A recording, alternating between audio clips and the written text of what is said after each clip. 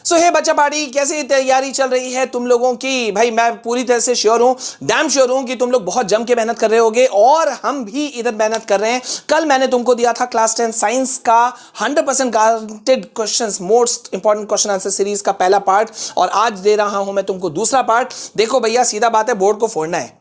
अपन ने तो ये सोचा हुआ है बोर्ड को फोड़ना है, और मैं जानता हूं तुम लोग भी कोई क्वेश्चन नहीं छोड़ोगे, और इसीलिए मैं तुमको सारे टाइप के क्वेश्चन आंसर्स दे रहा हूं जो मोस्ट इंपॉर्टेंट हैं, जो 110% तुम्हारे बोर्ड एग्जाम में आने वाले हैं। तो 95% प्लस स्कोर करने का मेरा सपना है कि मैं तुमको करवाऊं, और तुम लोगों को भी इसमें पूरा का पूरा साथ देना है। तो भैया जल्दी से पहले यहां देखो, ये रहा, ये देखो, वो रहा वो वीडियो जो मैंने कल तुम लोगों को दिया था। साथ ही साथ में strategy we are giving, paper level को भी मैं बस तुमको समझा चुका हूं, ब्लूप्रिंट्स मैं तुमको लगातार दे रहा हूं, और ये वीडियो को देखना बिल्कुल नहीं भूलना भाई। 27 फरवरी पहला पेपर जो तुम लोग का है ना क्लास 10 इंग्लिश का, उसका पूरा खाका मैंने दे दिया है, पूरे यूट्यूब पे तुमको कहीं नहीं मिलेगा। इस वीडियो को जरूर देख लेना, और साथ ही साथ स्ट्रैटेजी वीडियोस को भी, ठीक है।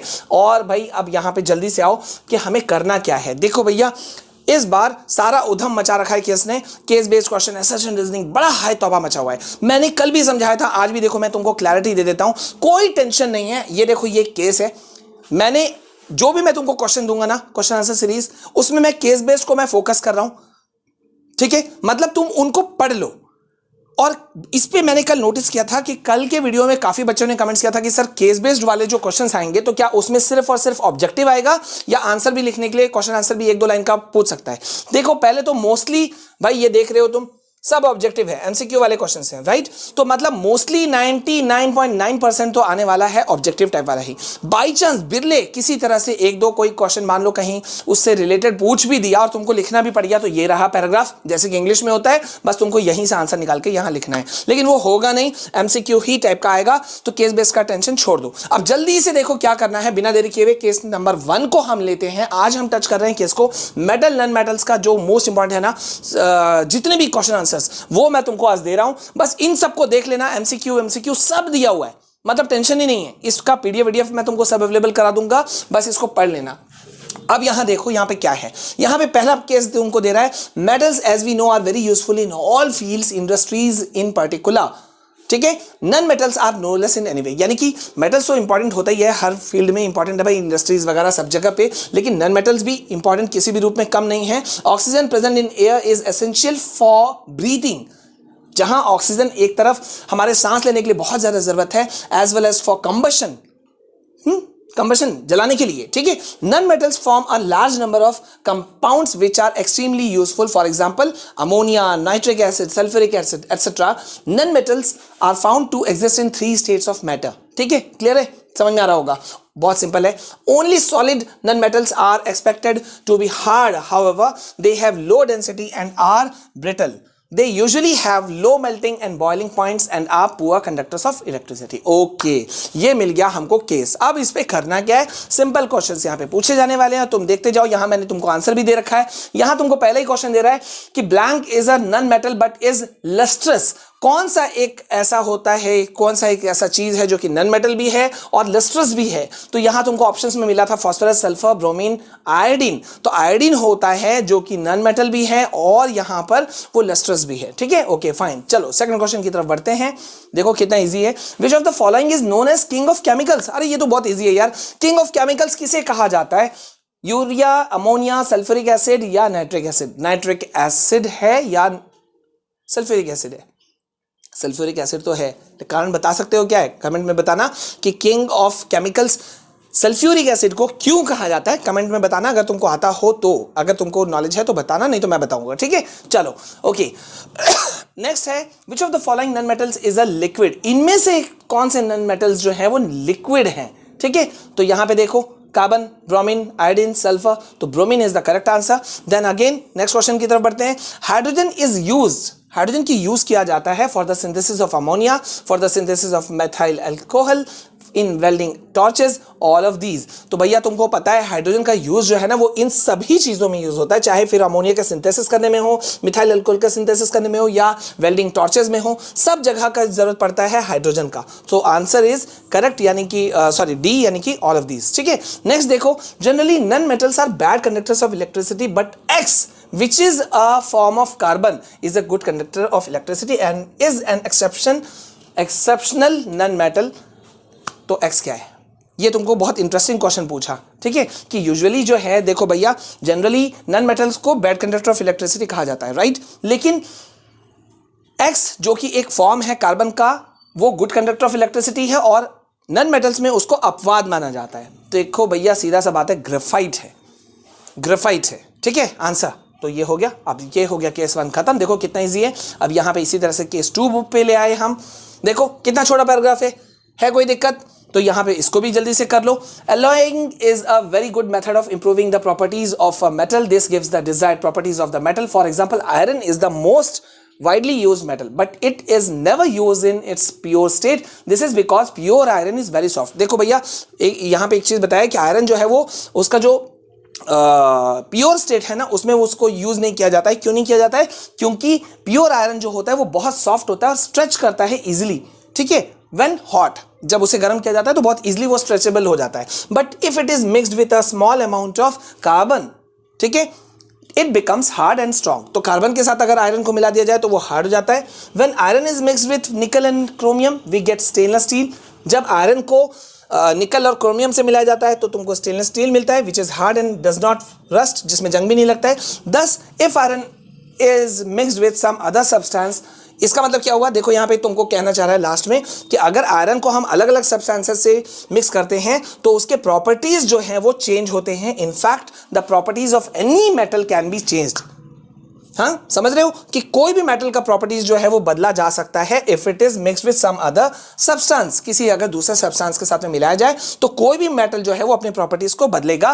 दो the substance added may be a metal और नॉन मेटल, और वो सब्सटेंस फिर चाहे वो कुछ भी हो सकता है, एक मेटल हो या नॉन मेटल हो, ठीक है। अब इसके ऊपर में बेस्ड कुछ क्वेश्चंस यहां देखो। यहां देखो, which among the following alloys contain non metal as one of its constituents. इनमें से कौन से एलॉयज ऐसे हैं जो कि नॉन मेटल हैं, जो मतलब जिसमें नॉन मेटल है और इसके कंस्टिट्यूएंट्स हैं? Brass, bronze, amalgam, steel. So steel is the correct answer.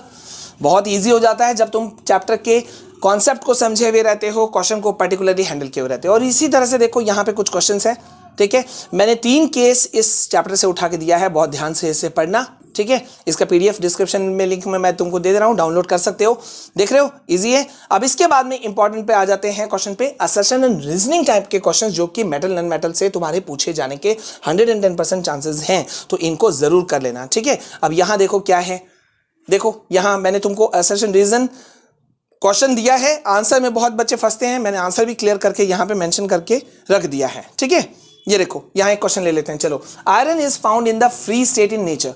एक सेंटेंस तुमको मिल रहा है कि आयरन जो है वो फ्री स्टेट में पाया जाता है नेचर में। रीजन क्या है? कारण एक दे रहा है, iron is a highly reactive element, ठीक है। हाईली रिएक्टिव एलिमेंट है आयरन, ये रीजन दिया जा रहा है। तो यहां पे गौर करो, ए इज फॉल्स, आंसर तुम्हारा है डी, ए फॉल्स है लेकिन आर यानी कि रीजन ट्रू है। यहां पे देखो तुमको असर्शन रीजन वाले जब क्वेश्चंस आते हैं ना, तो एक बात का बस ध्यान रखना, ठीक है। असर्शन रीजनिंग वाले टाइप वाले क्वेश्चन में एक बात का ध्यान रखना कि असर्शन का मतलब क्या होता है, जो कोई एक सेंटेंस है, रीजन जो उसके बदले में दिया जा रहा है, और इसी पे बेस्ड कुछ तुमको ऑप्शंस होते हैं जो तुमको हैंडल करना पड़ता है, ठीक है।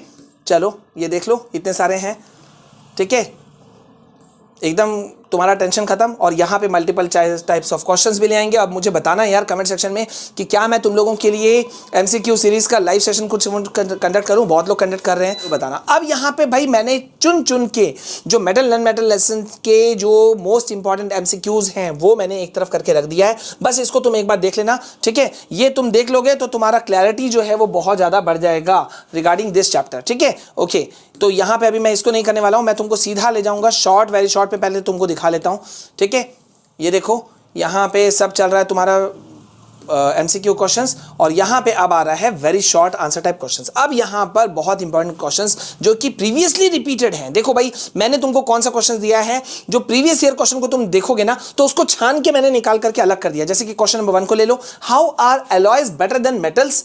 कैसे बेटर होता है? Give composition of solder and amalgam, ठीक है। तो यहां पे तुमको उसका प्रॉपर वे में जो क्वेश्चन ये बार बार रिपीट हुआ है उसको मैंने दे दिया। अब यहां सेकंड क्वेश्चन देखो, वेरी शॉर्ट में बहुत बार पूछा गया है, how do alloys brass and bronze differ in composition. Alloys brass और ब्रॉन्ज में कंपोजिशन को अगर देखा जाए तो क्या डिफर करता है। तो यहां पे देखो आंसर दिया हुआ है, constituents of brass are copper and zinc while those of bronze are copper and tin। ठीक है, इसी तरह से देखो यहाँ पे पूरा सीरीज है, वीडियो लंबा नहीं हो जाए इसलिए मैं थोड़ा सा ध्यान रख रहा हूँ। इसको तुम लोग वीडियो के डिस्क्रिप्शन में तुमको मिल जाएगा पीडीएफ लिंक, वहां से तुम इसे देख लेना। ठीक है, ओके यहाँ देखो एक छोटा सा क्वेश्चन है, name 2 metals which catch fire if it kept in open air. Open air में अगर हम 2 मेटल्स को रख देते हैं तो ये कौन से मेटल्स होते हैं जो कि आग पकड़ लेते हैं? सोडियम और पोटेशियम। ठीक है, यहाँ पे तुम वेरी शॉर्ट था। अब यहाँ देखो शॉर्ट आंसर टाइप क्वेश्चंस हैं, बहुत इंपॉर्टेंट क्वेश्चंस हैं, मैंने उसी को इंक्लूड किया है, इसलिए इसको एक बार नजर जरूर डालना, गलती नहीं करना। ठीक है, मैं पहले ही बोल दे रहा हूँ ये सब बहुत इंपॉर्टेंट क्वेश्चंस हैं। ये देखो यहाँ पे एक क्वेश्चन शॉर्ट के रूप में मैंने दिया है, explain the various methods of preventing rusting. Rusting से यानी कि जंग लगने से बचाने के लिए कौन से मेथड को यूज किया जा सकता है। अब यहाँ पे क्या है, मोस्ट ऑफ द आंसर में तुम मेरा ध्यान दोगे कि मैंने यहाँ तुमको पॉइंट्स में आंसर दिया है, देख रहे हो 1 2 3 4, यानी कि जो सीबीएसई ने इस बार बात उठाई है कि पॉइंट्स में आंसर बच्चे दें, ठीक है, तो मार्क्स ज्यादा मिलेगा, तो वही हमने फोकस किया है। और यहाँ देखो ये लॉन्ग आंसर टाइप क्वेश्चंस, और यहाँ भी सारी चीजें अवेलेबल तुमको करा दी गई हैं। ठीक है, सारा चीज यहां मौजूद है, तो कोई टेंशन का चीज नहीं है। और यहां पर अभी जो हम लेकर के इस बार आए हैं वो लेकर आए हैं क्या, मेटल एंड नॉन मेटल्स के जितने most important question answer series हैं उसको मैं लेकर के आ गया हूं। और यहां पे तुमको इसको प्रैक्टिस करना है और मुझे बताओ कि भैया कैसा चल रहा है और क्या चल रहा है। ठीक है, और साथ ही साथ जो मोस्ट इंपॉर्टेंट क्वेश्चन आंसर्स है ना, इसको प्लीज देख लेना, ये वीडियोस तुम लोगों के लिए ही है। तो प्लीज प्लीज प्लीज इस वीडियो को लाइक ज्यादा से ज्यादा करना और मुझे बताना और किस टॉपिक पे मैं तुमको जल्दी से क्वेश्चन आंसर्स की सीरीज ले आऊं। वैसे बहुत सारे बच्चों ने कहा था कि सर इंग्लिश ग्रामर का एनालिटिकल पैराग्राफ हो गया, सेंटेंस एरर हो गया, तो उसके ऊपर में तो वो वीडियो बस ऑन द वे है, तुम लोग को जल्द से जल्द दूंगा। बस तुम वीडियो को लाइक ज्यादा से ज्यादा करो और कमेंट में भर दो, बोर्ड को फोड़ कराएंगे। ठीक है, मिलते हैं नेक्स्ट वीडियो में। जय हिंद, जय भारत।